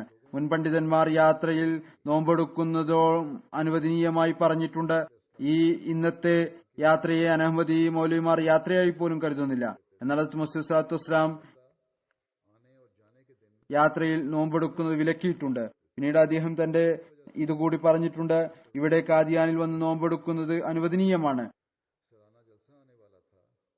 അങ്ങയുടെ ഒരു ഫത്വ നാം എടുക്കുകയും മറ്റൊന്ന് ഉപേക്ഷിക്കാൻ ചെയ്യുകയും പാടില്ലാത്തതാകുന്നു. അപ്രകാരം ഒരു പഠാനെ കുറിച്ച് പ്രസിദ്ധമായ ഒരു കാര്യം പോലെയായി തീരും. പഠാൻ ഫിഖ്ഹിനെ വളരെയധികം കൃത്യനിഷ്ഠയോടുകൂടി പിൻപറ്റും. ഒരു പഠാൻ വിദ്യാർത്ഥി ഉണ്ടായിരുന്നു. അവൻ ഫിഖ്ഹ് വായിച്ചു. നമസ്കാരം വലിയ തോതിലുള്ള അനക്കം കൊണ്ട് മുറിഞ്ഞു പോകും. എന്നാൽ അവൻ ഹദീസിൽ റസൂൽ കരീം സല്ലല്ലാഹു അലൈഹി വസല്ലമയെ കുറിച്ച് റസൂൽ കരീം സല്ലല്ലാഹു അലൈഹി വസല്ലം ഒരിക്കൽ നമസ്കാരത്തിൽ അനങ്ങി എന്ന കാര്യം വായിച്ചപ്പോൾ പറഞ്ഞു, റസൂൽ കരീം സല്ലല്ലാഹു അലൈഹി വസല്ലം തിരുമേനിയുടെ നമസ്കാരം മുറിഞ്ഞുപോയി എന്ന്. കാരണം വലിയ അനക്കം കൊണ്ട് നമസ്കാരം മുറിഞ്ഞു പോകുമെന്ന് കദൂരിയിൽ എഴുതിയിട്ടുണ്ട്. ചുരുക്കം പഠാൻ തിരിഞ്ഞ് റസൂൽ തിരുമേനിക്ക് ഫത്വ നൽകാൻ തുടങ്ങി. അല്ലെങ്കിൽ മൗലവിമാരിൽ നിന്ന് പഠിച്ച ആ വ്യക്തി അവിടെ നിന്ന് പറഞ്ഞു, ആരാണോ ഈ ഫത്വ നൽകി, അതായത് യാത്രയിൽ നോമ്പെടുക്കാൻ പാടില്ല എന്ന്, അദ്ദേഹം തന്നെ ഇതുകൂടി പറഞ്ഞിട്ടുണ്ട്, കാദിയാനിൽ അഹമ്മദികളുടെ 2ാം സ്വദേശം ആണ്. ഇവിടെ നോമ്പെടുക്കുന്നത് അനുവദനീയം ആണ്. അതുകൊണ്ട് ഇവിടെ വെച്ച് നോമ്പ് എടുക്കുന്നത് അങ്ങയുടെ ഫത്വ അനുസരിച്ച് തന്നെയാണ്. ഇതിന് മറ്റു കാര്യങ്ങൾ ഉണ്ട് എങ്കിൽ കൂടി താമസിക്കുന്ന സമയത്ത് നോമ്പ് എടുക്കുന്നതുമായി ബന്ധപ്പെട്ട് ഹദ്റത്ത് സയ്യിദ് മുഹമ്മദ് സർവർ ഷാ സാഹിബ് എഴുതുന്നു, നോമ്പിനെ കുറിച്ച് ഹദ്റത്ത് മസീഹ് സ്വലാത്തു വസ്സലാം പറഞ്ഞു, അഥവാ ഏതെങ്കിലും വ്യക്തി ഒരു സ്ഥലത്ത് 3 ദിവസത്തിൽ കൂടുതൽ താമസിക്കണമെന്നുണ്ട് എങ്കിൽ അയാൾ നോമ്പെടുക്കട്ടെ. അഥവാ 3 ദിവസത്തിൽ കുറവാണ് സമയം എങ്കിൽ നോമ്പെടുക്കാതിരിക്കട്ടെ. അഥവാ കാദിയാനിൽ കുറച്ചു ദിവസം താമസിക്കുന്നത് കൊണ്ടും നോമ്പെടുക്കുകയാണ് എങ്കിൽ നോമ്പ് 2ാമതും എടുക്കേണ്ട ആവശ്യമില്ല. കാരണം കാദിയാൻ 2ാം സ്വദേശമാണ്. അവിടെ 3 ദിവസത്തിൽ കുറവാണെങ്കിൽ നോമ്പെടുക്കാൻ ഉദ്ദേശിച്ചാൽ എടുക്കാവുന്നതാണ്. എന്നാൽ മറ്റു സ്ഥലങ്ങളിൽ 3 ദിവസ താമസം ഉണ്ടെങ്കിൽ നോമ്പ് എടുക്കാവുന്നതാണ്. രോഗിയും യാത്രക്കാരനും നോമ്പെടുക്കുന്നത് ഇതുമായി ബന്ധപ്പെട്ട് ഒരു റിവായത്ത് ഉണ്ട്. ഹദ്റത്ത് അഖ്ദസ് അലൈഹിസ്സലാം ഇതറിഞ്ഞുകൊണ്ട് ലാഹോറിൽ നിന്ന് ഒരാൾ ഷെയ്ഖ് മുഹമ്മദ് ചട്ടു സാഹിബ് വന്നിട്ടുണ്ട്. അതുപോലെ തന്നെ മറ്റു സഹോദരന്മാരും വന്നിട്ടുണ്ട്. അതുകൊണ്ട് മസീഹ് സഅദ് ഇസ്ലാമിന്റെ ഉന്നതമായ സ്വഭാവ ഗുണം കാരണം അവിടുന്ന് പുറത്ത് വരികയുണ്ടായി. വരാനുള്ള ഉദ്ദേശം പുറത്ത് നടക്കാൻ പോകുന്നതിന് വേണ്ടിയായിരുന്നു. അങ്ങനെ സഹോദരന്മാരുമായുള്ള മുലാഖാത്തിന്റെ പരിപാടിയും നടക്കും. വന്ന ആളുകളുമായി കൂടിക്കാഴ്ചയും നടക്കും. മറ്റുള്ളവർക്ക് മസീഹ് സഅദ് ഇസ്ലാമിനെ പുറത്തു വരും എന്ന് അറിയാൻ കഴിഞ്ഞു. അതുകൊണ്ട് ഒരുപാട് ആളുകൾ ചെറിയ പള്ളിയിൽ ഉണ്ടായിരുന്നു. അതായത് മസ്ജിദ് മുബാറക്കിൽ ഹസ്രത്ത് അഖ്ദസ് അലൈഹിസ്സലാം തന്റെ വാതിലൂടെ പുറത്തു വന്നപ്പോൾ സാധാരണ നിലയിൽ സേവകർ ആവേശഭരിതരായി അങ്ങയിലേക്ക് ഓടിയടുത്ത് ഷേഖ് സാഹിബിനെ കണ്ട് സുന്നത്തായ സലാം പറഞ്ഞ ശേഷം പറഞ്ഞു, സുഖക്ഷേമം ചോദിച്ചു. താങ്കൾ സുഖത്തിൽ തന്നെയാണല്ലോ? പഴയ കൂടിക്കാഴ്ച നടത്തുന്ന ആളായിരുന്നു അദ്ദേഹം. വന്ന ബാബ ചട്ടു സാഹിബ് പറഞ്ഞു, അള്ളാഹുവിന് വളരെ നന്ദിയുണ്ട്. ഹസ്രത്ത് അഖ്ദസ് ഹക്കീം മുഹമ്മദ് ഹുസൈൻ ഖുറൈഷി സാഹിബിനെ അഭിസംബോധന ചെയ്തുകൊണ്ട് പറഞ്ഞു, ഇവർക്കൊരു വിധത്തിലുള്ള പ്രയാസം ഉണ്ടാക്കാതിരിക്കുക എന്നത് താങ്കളുടെ നിർബന്ധ കടമയാണ്. ഇവരുടെ ഭക്ഷണത്തിനും താമസത്തിനുമുള്ള എല്ലാ ഏർപ്പാടുകളും ചെയ്യുക. ഏത് കാരണത്തിന് ആവശ്യം ഉണ്ടെങ്കിലും എന്നോട് പറയുക. മിയാൻ നജ്മുദ്ദീൻ സാഹിബിന് താക്കീത് ചെയ്യുക. ഭക്ഷണത്തിനായി എന്താണോ ഉചിതമായിട്ടുള്ളതും ഇഷ്ടപ്പെടുന്നതും അത് തയ്യാറാക്കുക. ഹക്കീം സാഹിബ് പറഞ്ഞു, വളരെ നല്ലത്, ഇൻഷാ അല്ലാ ഒരു പ്രയാസം ഉണ്ടാവുകയില്ല. ഈ അതിഥിയോട് ചോദിച്ചു, നിങ്ങൾ നോമ്പ് എടുത്തിട്ടുണ്ടായിരിക്കുകയില്ലല്ലോ? അദ്ദേഹം പറഞ്ഞു, എനിക്ക് നോമ്പാണ്, ഞാൻ നോമ്പെടുത്തിട്ടുണ്ട്. അദ്ദേഹം അഹമ്മദിയായിരുന്നില്ല. ഹദ്റത്ത് മസീഹ് ഇസ്ലാം പറയുന്നു, വിശുദ്ധ ഖുർആന്റെ ഇളവുകൾ അനുസരിച്ച് പ്രവർത്തിക്കുക എന്നും തഖ്വയാണ്. അള്ളാഹു യാത്രക്കാർക്കും രോഗികൾക്കും മറ്റു സമയത്ത് നോമ്പെടുക്കാനുള്ള അനുവാദവും ഇളവും നൽകിയിട്ടുണ്ട്. അതുകൊണ്ട് ഈ കൽപ്പനകൾ അനുസരിച്ചും പ്രവർത്തിക്കേണ്ടതാണ്. അവിടുന്ന് പറഞ്ഞു, ഞാൻ വായിച്ചിട്ടുണ്ട്, അത്തരം അവിവേകം പൂർവ്വകാല മഹാത്മാക്കളെയും ഈ വശത്തേക്ക് പോയിട്ടുണ്ട്. ഞാൻ വിവരിച്ചിട്ടുണ്ട്, അധികം പൂർവ്വകാല മഹാത്മാക്കളും ഈ വശത്തേക്ക് പോയിട്ടുണ്ട്. അഥവാ ആരെങ്കിലും യാത്രയുടെയോ രോഗത്തിന്റെയോ അവസ്ഥയിൽ നോമ്പെടുത്തുവെങ്കിൽ അത് പാപമാണ്, തെറ്റാണ്. കാരണം ഉദ്ദേശം അള്ളാഹുവിന്റെ പ്രീതിയാണ്, തങ്ങളുടെ ഇഷ്ടമല്ല. അള്ളാഹുവിന്റെ പ്രീതി അനുസരണത്തിലാണ് ഉള്ളത്. ഏതു കൽപ്പനയാണോ അവൻ നൽകുന്നത് അതിനെ അനുസരിക്കുക. തങ്ങളുടെ ഭാഗത്ത് നിന്ന് അതിന് അനുബന്ധം കൊടുക്കാതിരിക്കുക. അവൻ നൽകിയിരിക്കുന്ന കൽപ്പന ഇതാണ്, മൻ കാന മിൻകും മരീലൻ ഔ അലാ സഫറിൻ ഫഇദ്ദത്തും മിൻ അയ്യാമിൻ ഉഖ്റ. ഇതിൽ മറ്റൊരു വിധത്തിലുള്ള പരിധിയും നൽകിയിട്ടില്ല. കാരണം അത്തരം യാത്രയായിരിക്കണം, ഇത്തരം രോഗമായിരിക്കണം എന്നൊന്നും. ഞാൻ യാത്രയുടെ അവസ്ഥയിൽ നോമ്പെടുക്കാറില്ല, അതുപോലെ രോഗത്തിന്റെ അവസ്ഥയിലും. അതുകൊണ്ട് ഇന്നും എന്റെ ആരോഗ്യം നല്ല നിലയിലല്ല, അതുകൊണ്ട് ഞാൻ നോമ്പെടുത്തിട്ടില്ല. നടക്കുന്നത് കൊണ്ട് രോഗത്തിന് അല്പസ്വല്പം ശമനം ലഭിക്കും, അതുകൊണ്ടാണ് പുറത്തു പോകുന്നത്. അതിഥിയോട് ചോദിച്ചു, നിങ്ങൾ വരുന്നുണ്ടോ? ബാബ ചട്ടു പറഞ്ഞു, ഇല്ല, എനിക്ക് വരാൻ സാധിക്കുന്നില്ല, താങ്കൾ പോയാലും. ഈ കൽപ്പന തീർച്ചയായും ഉണ്ട്. എന്നാൽ യാത്രയിൽ ഒരു പ്രയാസവും ഇല്ല, പിന്നെ എന്തുകൊണ്ട് നോമ്പെടുത്തുകൂടാ? ഹസ്രത്ത് അഖ്ദസ് പറയുന്നു, ഇത് താങ്കളുടെ സ്വന്തം അഭിപ്രായം ആണ്. വിശുദ്ധ ഖുർആൻ പ്രയാസത്തിന്റെയോ പ്രയാസമില്ലായ്മയുടെയോ ഒരു കാര്യവും പറഞ്ഞിട്ടില്ല. ഇപ്പോൾ താങ്കൾ വളരെയധികം വൃദ്ധനായിരിക്കുന്നു, ജീവിതത്തെക്കുറിച്ച് ഒരു ഉറപ്പും ഇല്ല. അള്ളാഹു പ്രീതി ചെയ്യുന്ന മാർഗമാക്കേണ്ടതാണ്. സിറാത്തെ മുസ്തഖീം ലഭിക്കുന്ന മാർഗമാണ് അവലംബിക്കേണ്ടത്. അപ്പോൾ ബാബ സാഹിബ് പറഞ്ഞു, ഞാൻ താങ്കളിൽ നിന്ന് അല്പസ്വല്പം പ്രയോജനം എടുക്കുന്നതിന് വേണ്ടിയാണ് വന്നിരിക്കുന്നത്. അഥവാ ഈ മാർഗത്തിലാണെങ്കിൽ ശരി, നാം അശ്രദ്ധയിൽ മരിക്കുന്നവരാകാതിരിക്കട്ടെ. ഹദ്റത്ത് അഖ്ദസ് പറഞ്ഞു, ശരിയാണ്, ഇത് വളരെ ഉന്നതമായ ഒരു കാര്യമാണ്. പിന്നീട് പറഞ്ഞു, ഞാൻ കുറച്ചു ദൂരം നടന്നു വരാം, താങ്കൾ വിശ്രമിച്ചാലും. രോഗിയും യാത്രക്കാരനും നോമ്പെടുക്കുന്നതിനെ കുറിച്ചുള്ള പരാമർശം ഹദ്റത്ത് മസീഹ് സഅദ് ഇസ്ലാമിന്റെ സദസ്സിൽ വന്നു. ഹദ്റത്ത് മൗലവി നൂറുദ്ദീൻ സാഹിബ് പറഞ്ഞു, വീണ്ടും അതേ കാര്യം തന്നെ പറഞ്ഞു. ഇബ്നു അറബിയും യുടെ കൗൽ ഉദ്ധരിച്ചുകൊണ്ട്, രോഗിയായ യാത്രക്കാരനോ നോമ്പിന്റെ ദിവസങ്ങളിൽ നോമ്പെടുക്കുകയാണെങ്കിൽ, എന്നാൽ പിന്നീടും ആരോഗ്യമായതിനു ശേഷം റമദാൻ മാസം കഴിഞ്ഞാൽ വീണ്ടും നോമ്പെടുക്കേണ്ടത് നിർബന്ധമാണ്. അതായത് അതിനുള്ള കാരണം അള്ളാഹു പറയുന്നു, ഫമൻ കാന മിൻകും മരീദൻ ഔ അലാ സഫറിൻ ഫഇദ്ദത്തും മിൻ അയ്യാമിൻ ഉഖർ. നിങ്ങൾ രോഗിയായിട്ടുള്ളവനും യാത്രക്കാരനുമാണ് എങ്കിൽ അവർ റമദാൻ മാസത്തിനു ശേഷമുള്ള മാസങ്ങളിൽ നോമ്പെടുക്കുക. ഇതിൽ അള്ളാഹു ഏതെങ്കിലും രോഗിയോ യാത്രക്കാരനോ തന്റെ ശാഠ്യം കാരണമോ തന്റെ ഹൃദയത്തിന്റെ ആഗ്രഹം പൂർത്തിയാക്കുന്നതിനു വേണ്ടി ഈ ദിവസങ്ങളിൽ നോമ്പെടുത്താൽ പിന്നീട് അയാൾ നോമ്പെടുക്കേണ്ട ആവശ്യമില്ല എന്ന് പറഞ്ഞിട്ടില്ല. അള്ളാഹുവിന്റെ വ്യക്തമായ കൽപ്പന ഇതാണ്, അവൻ പിന്നീട് നോമ്പെടുക്കണം. ശേഷം ഉള്ള നോമ്പിൽ അവർ എന്തായാലും നിർബന്ധം ഉണ്ട്. ഇടക്കുള്ള നോമ്പ് അഥവാ അവർ എടുക്കുന്നുവെങ്കിൽ അത് അധികമായിട്ടുള്ള കാര്യമാണ്, അയാളുടെ ഹൃദയത്തിന്റെ ആഗ്രഹമാണ്. ഇത് മുഖേന അള്ളാഹുവിന്റെ പിന്നീട് എടുക്കണം എന്നുള്ള കൽപ്പന ഇല്ലാതാവുകയില്ല. ഹസ്രത്ത് അഖ്ദസ് മസീഹ് മൗഊദ് അലൈഹി സ്വലാത്തു വസ്സലാം പറയുന്നു, ഏതൊരാളാണോ രോഗിയോ യാത്രക്കാരനോ ആയ അവസ്ഥയിൽ റമദാനിൽ നോമ്പെടുക്കുന്നത് അയാൾ അള്ളാഹുവിന്റെ വ്യക്തമായ കൽപ്പനകളെ ധിക്കരിക്കുകയാണ്.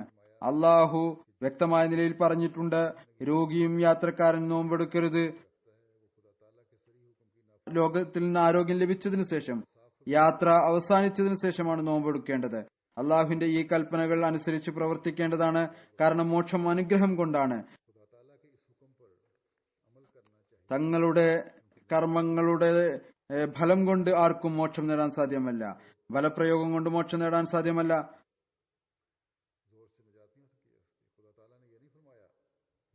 പറയുന്നു, രോഗം കുറവാണെങ്കിൽ അല്ലെങ്കിൽ കൂടുതലാണെങ്കിൽ, യാത്ര ചെറുതാണെങ്കിൽ വലുതാണെങ്കിൽ എന്നല്ലാഹു പറഞ്ഞിട്ടില്ല.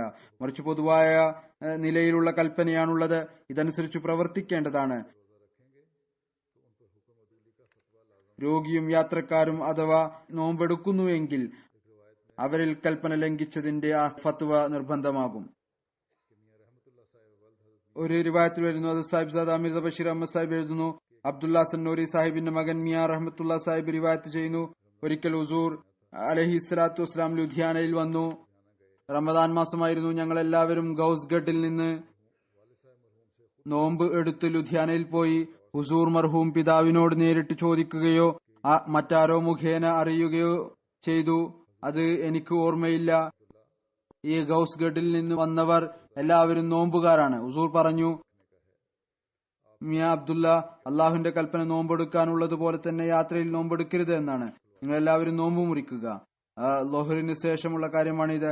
അങ്ങനെ എല്ലാവരുടെയും നോമ്പ് മുറിപ്പിച്ചു. മറ്റൊരു റിവായത്തുണ്ട്, സയ്യിദ് മിർസ ബഷീർ അഹമ്മദ് സാഹിബ് തന്നെ വിവരിക്കുന്നു, മിയാ അബ്ദുല്ല സാഹിബ് സന്നോരി വിവരിച്ചു, ആദ്യ കാലഘട്ടത്തിലെ കാര്യമാണ്.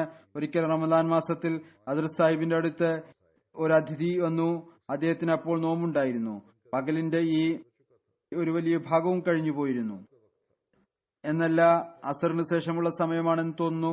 ഹദ്റത്ത് സാഹിബ് അദ്ദേഹത്തോട് പറഞ്ഞു, താങ്കൾ നോമ്പ് മുറിച്ചാലും അയാൾ പുറത്ത് ഇനി പകൽ അല്പം മാത്രമാണുള്ളത്, എന്തിനാണ് മുറിക്കുന്നത്? ഹുസൂർ പറഞ്ഞു, താങ്കൾ നെഞ്ചൂക്കുകൊണ്ട് അള്ളാഹുവിനെ പ്രീതിപ്പെടുത്താൻ ആഗ്രഹിക്കുകയാണോ? അതല്ല, അള്ളാഹു നെഞ്ചൂക്കുകൊണ്ടല്ല, മറിച്ച് അനുസരണം കൊണ്ടാണ് പ്രീതിപ്പെടുക. അള്ളാഹു അത് യാത്രക്കാരൻ നോമ്പെടുക്കരുത് എന്ന് പറയുമ്പോൾ എടുക്കാൻ പാടില്ല. അപ്പോൾ അദ്ദേഹം നോമ്പ് മുറിച്ചു.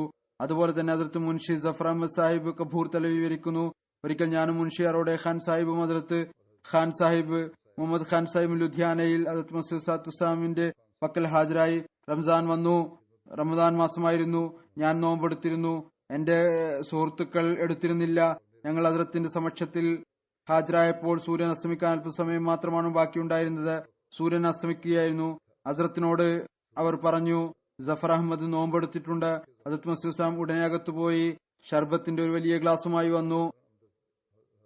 എന്നിട്ട് പറഞ്ഞു, നോമ്പ് മുറിക്കുക, യാത്രയിൽ നോമ്പെടുക്കാൻ പാടില്ല. ഞാൻ കൽപ്പനയനുസരിച്ചു. അതിനുശേഷം താമസക്കാരൻ ആയത് കാരണം ഞങ്ങൾ അവിടെ കുറച്ച് ദിവസം താമസിക്കണമായിരുന്നു. അത് കാരണം നോമ്പ് എടുത്തു. നോമ്പ് തുറക്കുന്ന സമയത്ത് ഹദ്റത്ത് സാഹിബ് സ്വയം ഒരു ട്രേയിൽ 3 ഗ്ലാസ് കൊണ്ടുവന്നു. ഞങ്ങൾ നോമ്പ് തുറക്കാൻ തുടങ്ങി. അവിടെ പിന്നീടുള്ള ദിവസങ്ങളിൽ അവർ താമസിക്കുകയായിരുന്നു. അതുകൊണ്ട് നോമ്പ് എടുത്തു.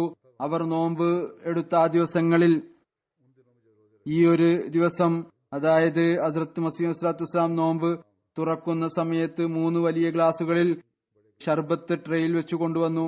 അതുകൊണ്ട് ഞങ്ങൾ നോമ്പ് തുറക്കാൻ തുടങ്ങി. ഞാൻ പറഞ്ഞു, ഹുസൂർ, മുൻഷിജിക്ക് ഒരു ഗ്ലാസ് കൊണ്ട് എന്താകാനാണ്? പകൽ മുഴുവനുള്ള നോമ്പാണ്. താങ്കൾ ഓരോരോ ഗ്ലാസ്സാണ് കൊണ്ടുവന്നിരിക്കുന്നത്. ഇതുകൊണ്ട് ഇദ്ദേഹത്തിന് എന്താകാനാണ്? ഹദ്റത്ത് മസീഹ് സ്വല്ലല്ലാഹു അലൈഹി വസല്ലം പുഞ്ചിരിച്ചു. ഉടനെ അകത്തുപോയി ഷർബത്തിന്റെ ഒരു വലിയ ജഗ് കൊണ്ടുവന്നു. എന്നിട്ട് മുൻഷിജിയെ കുടിപ്പിച്ചു. മുൻഷിജി ഹദ്റത്ത് മസീഹ് സ്വല്ലല്ലാഹു അലൈഹി വസല്ലമിന്റെ കൈകൊണ്ട് ഷർബത്ത് കുടിക്കുകയല്ലേ എന്ന് കരുതി കുടിച്ചുകൊണ്ട് തീർത്തു. ഈ ഒരു വലിയ ജഗ് കൊണ്ടുവന്ന് അതും തീർത്തു. ഹദ്റത്ത് മിർസ ബഷീർ അഹമ്മദ് സാഹിബ് റിവായത്ത് ചെയ്യുന്നു, എഴുതുന്നു, മലിക് മൗല ബക്ഷ് സാഹിബ് പെൻഷനർ മൗലവി അബ്ദുറഹ്മാൻ സാഹിബ് മുബഷിർ മുഖേന എഴുത്തുരൂപത്തിൽ വിവരിച്ചു.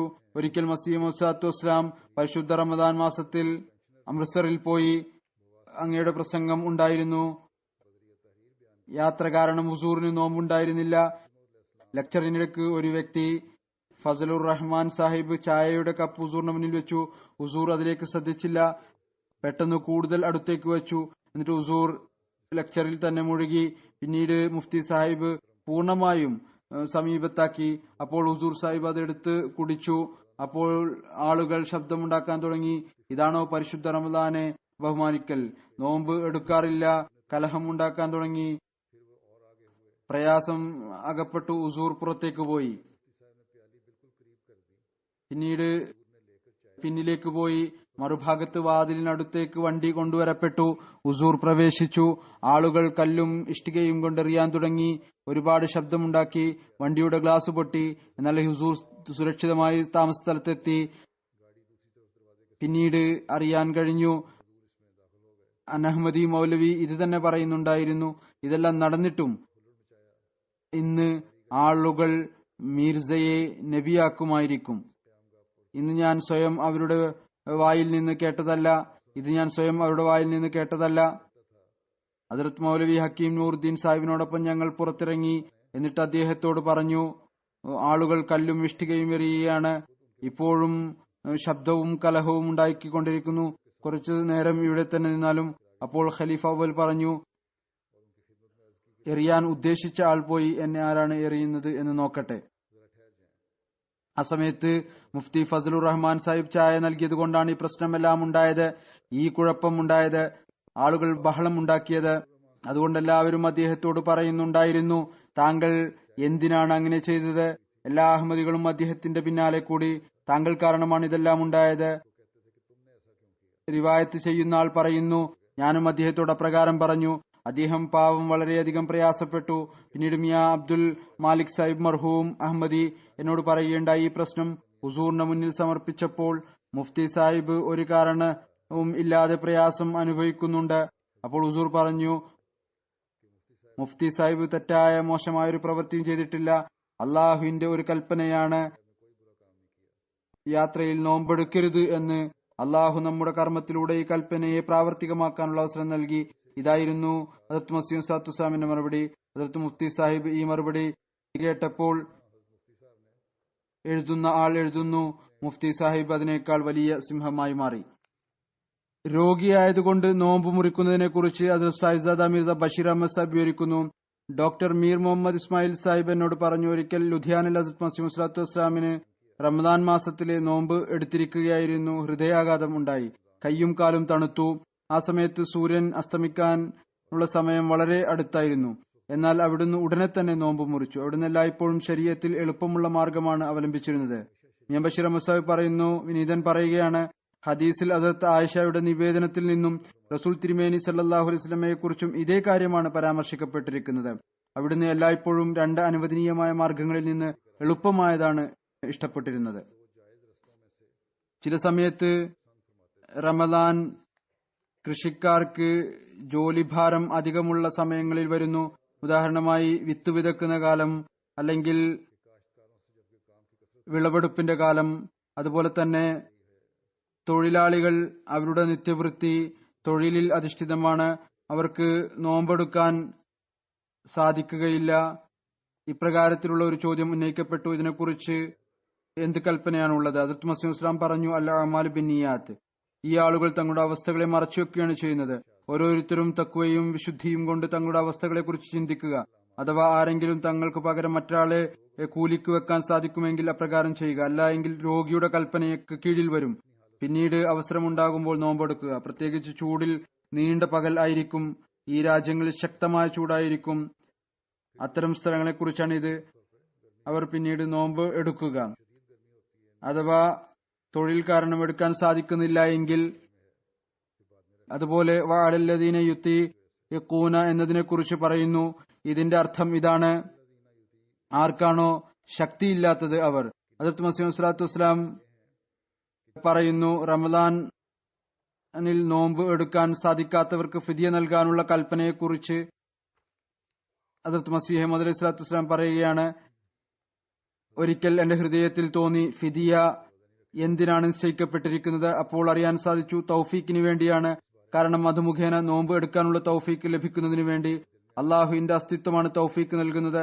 എല്ലാ കാര്യങ്ങളും അള്ളാഹുവിനോടാണ് ചോദിക്കേണ്ടത്. അള്ളാഹു സർവശക്തനാണ്. അവൻ ഉദ്ദേശിക്കുന്നുവെങ്കിൽ ഒരു അവശനായ വ്യക്തിക്കും നോമ്പിനുള്ള ശക്തി നൽകാൻ സാധിക്കും. അതുകൊണ്ട് ഫിദിയ കൊണ്ടുള്ള ലക്ഷ്യം ഇതാണ്, ആ ശക്തി ലഭിക്കുക എന്നതാണ്. ഇത് അള്ളാഹുവിന്റെ അനുഗ്രഹം കൊണ്ടാണ് ഉണ്ടാവുക.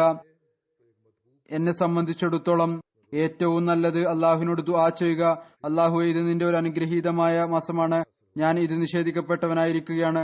അടുത്ത വർഷം ജീവനോടെ ഉണ്ടാകുമോ ഇല്ലയോ എന്ന കാര്യം എങ്ങനെ അറിയാനാണ്?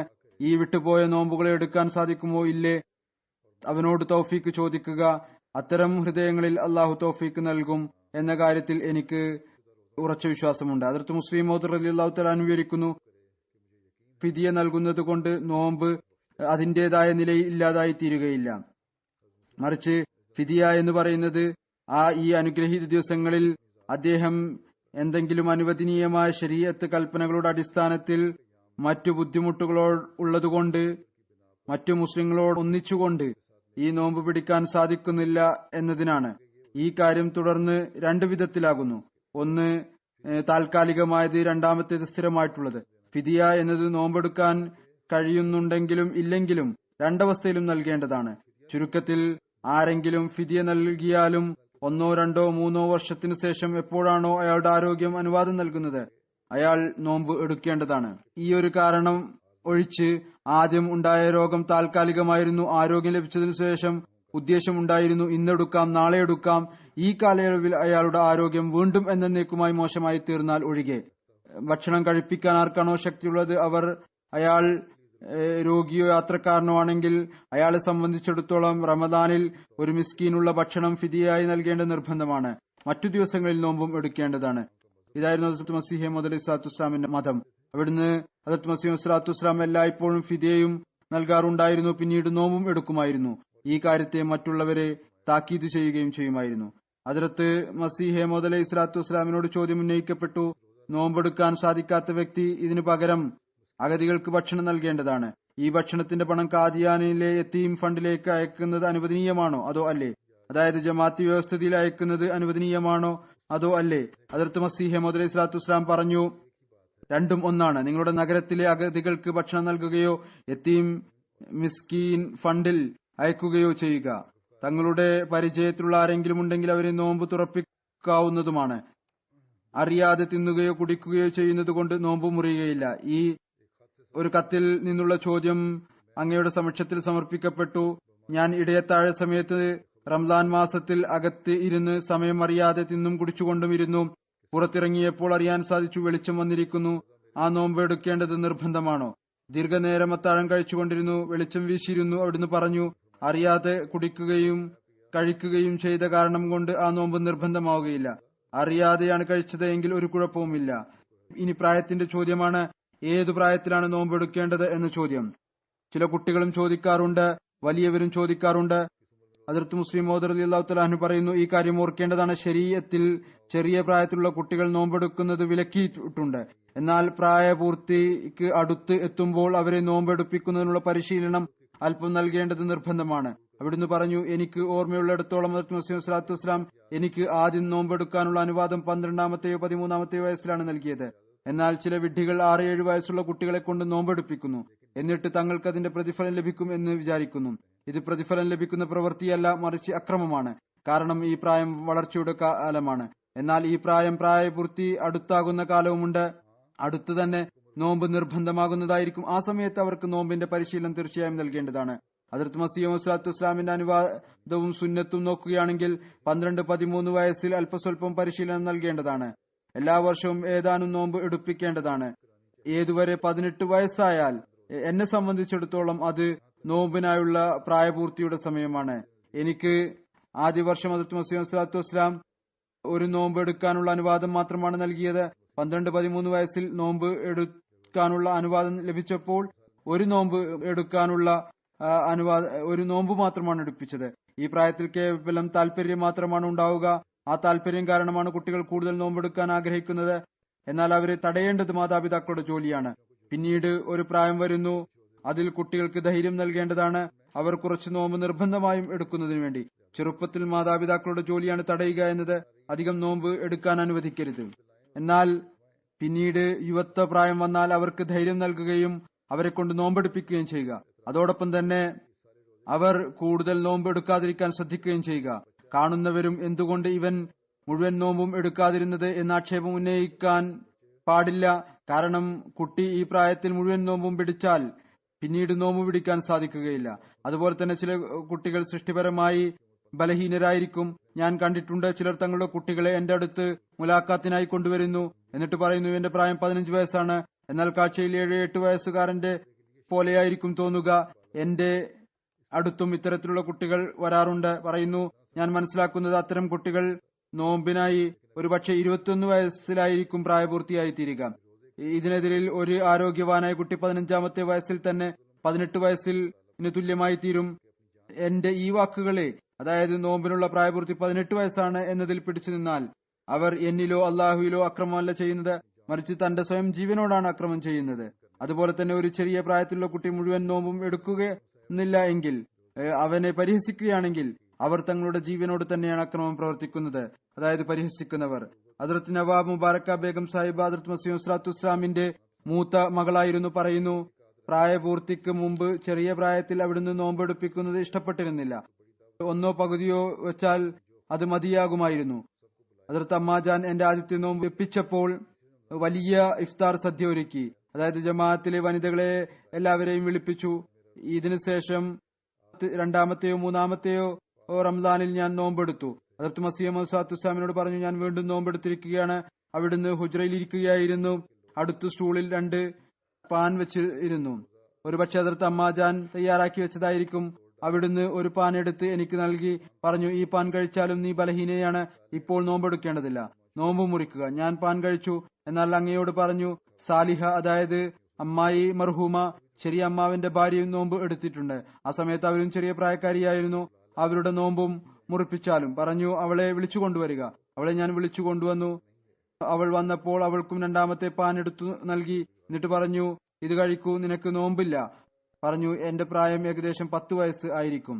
ഇതുപോലെ തന്നെ തറാവിയെ കുറിച്ചുള്ള ചില ചോദ്യങ്ങളുണ്ട്. അക്മൽ സാഹിബ് ഗോൽക്കി എഴുത്തു മുഖേന ഹദ്റത്ത് മസീഹ് മൗഊദ് ഇസ്ലാമിനോട് ചോദിച്ചു, പരിശുദ്ധ റമദാനിൽ രാത്രി എഴുന്നേൽക്കുവാനും നമസ്കരിക്കുവാനും കൽപ്പനയുണ്ട്. എന്നാൽ പൊതുവിൽ അധ്വാനിക്കുന്ന തൊഴിലാളികൾ, കൃഷിക്കാർ അത്തരം കർമ്മങ്ങൾ അനുഷ്ഠിക്കുന്നതിൽ അശ്രദ്ധ കാണിക്കുന്നു. അഥവാ രാത്രി ആദ്യ ഭാഗത്ത് അവർക്ക് 11 റക്അത്ത് തറാവി നമസ്കരിപ്പിക്കുന്നതിന് പകരം രാത്രിയുടെ അവസാന ഭാഗത്ത് നമസ്കരിപ്പിക്കുകയാണെങ്കിൽ അത് അനുവദനീയമാണോ? ഹദ്റത്ത് മസീഹ് മൗഊദ് ഇസ്ലാം മറുപടി പറഞ്ഞു, ഒരു കുഴപ്പവുമില്ല, നമസ്കരിപ്പിച്ചാലും. തറാവിയെക്കുറിച്ച് ചോദിച്ചു, ഇത് തഹജ്ജുദ് ആണ് എങ്കിൽ 20 റക്അത്ത് നമസ്കരിക്കുന്നതിനെ കുറിച്ചുള്ള കൽപ്പന എന്താണ്? കാരണം തഹജ്ജുദ് വിത്ർ അടക്കം 11-13 റക്അത്താണ്. പറഞ്ഞു, റസൂൽ തിരുമേനി സല്ലല്ലാഹു അലൈഹി വസല്ലമയുടെ സ്ഥിരമായ സുന്നത്ത് ആ 8 റക്അത്ത് തന്നെയാണ്. അത് അവിടുന്ന് തഹജ്ജുദിന്റെ സമയത്താണ് അനുഷ്ഠിച്ചിരുന്നത്. ഇത് തന്നെയാണ് ശ്രേഷ്ഠമായിട്ടുള്ളത്. എന്നാൽ രാത്രിയുടെ ആദ്യ ഭാഗത്ത് നമസ്കരിക്കുന്നതും അനുവദനീയമാണ്. ഉചിതമായിട്ടുള്ളത് തഹജ്ജുദിന്റെ സമയത്ത് എഴുന്നേറ്റ് 8 റക്അത്ത് നമസ്കരിക്കുക എന്നതാണ്. എന്നാൽ രാത്രിയുടെ 1-ാം ഭാഗത്ത് നമസ്കരിക്കുകയാണെങ്കിൽ അതും അനുവദനീയമാണ്. ഉറങ്ങുന്നതിന് മുമ്പ് ഒരു റിവായത്തിൽ വന്നിരിക്കുന്നു, അവിടുന്ന് രാത്രിയുടെ ആദ്യ ഭാഗത്ത് അനുഷ്ഠിച്ചു 20 റക്അത്ത് പിന്നീട് നമസ്കരിപ്പിക്കാൻ തുടങ്ങിയതാണ്. എന്നാൽ റസൂൽ തിരുമേനി സല്ലല്ലാഹു അലൈഹി വസല്ലമയുടെ സുന്നത്ത് ആദ്യം വിവരിച്ചതാണ്. 20 റക്അത്ത് അല്ലെങ്കിൽ കൂടുതൽ റക്അത്തിന്റെ കാര്യങ്ങൾ അത് പിന്നീട് ഉണ്ടായതാണ്. റസൂൽ തിരുമേനി സല്ലല്ലാഹു അലൈഹി വസല്ലമയുടെ സുന്നത്ത് 8 റക്അത്ത് തഹജ്ജുദാണ്. ഒരു സാഹിബ് ഹദ്റത്ത് അഖ്ദസിന്റെ സമക്ഷത്തിൽ കത്തെഴുതി. അതിന്റെ ചുരുക്കം ഇതായിരുന്നു: രാത്രിയിൽ നമസ്കാരം എങ്ങനെ അനുഷ്ഠിക്കണം, തറാവീഹ് യാത്രയിൽ നമസ്കാരം എങ്ങനെ അനുഷ്ഠിക്കണം, തറാവീഹെ കുറിച്ചുള്ള കൽപ്പന എന്താണ്? പറഞ്ഞു, യാത്രയിൽ 2 റക്അത്താണ് സുന്നത്ത്. തറാവിയും സുന്നത്താണ്. നമസ്കരിക്കുക ഇടയ്ക്ക് വീട്ടിൽ ഒറ്റയ്ക്കും നമസ്കരിക്കുക. കാരണം തറാവി യഥാർത്ഥത്തിൽ തഹജ്ജുദ് ആണ്, പുതിയ നമസ്കാരം ഒന്നുമല്ല. വിത്തർ എങ്ങനെയാണ് നമസ്കരിക്കുന്നത് അതുപോലെ തന്നെ നമസ്കരിക്കുക. ഈ ഏതാനും കാര്യങ്ങൾ റമദാനെ കുറിച്ചുള്ളതാണ് ഞാൻ വിവരിച്ചത്. അതുകൊണ്ട് അള്ളാഹു നമുക്ക് തഖ്വയിൽ നിലനിന്നുകൊണ്ട് അള്ളാഹുവിന്റെ പ്രീതിയെ മുൻനിർത്തിക്കൊണ്ട് റമദാനിലെ വ്രതത്തിൽ നിന്ന് അനുഗ്രഹം കരസ്ഥമാക്കാനുള്ള തൗഫീക്ക് നൽകുമാറാകട്ടെ.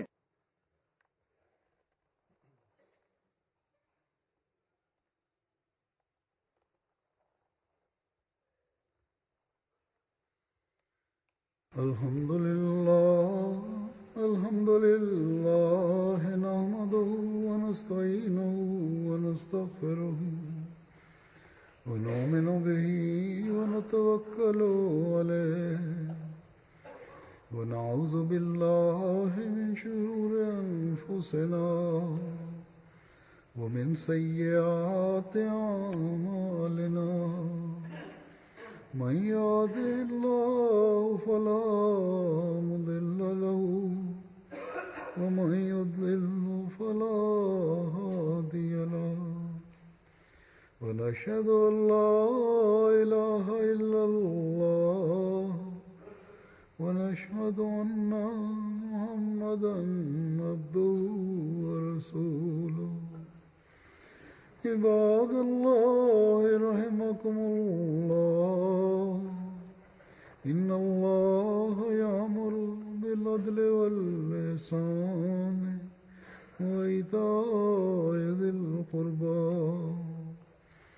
وينهى عن الفحشاء والمنكر والبغي يعظكم لعلكم تذكرون. اذكروا الله يذكركم وادعوه يستجب لكم ولذكر الله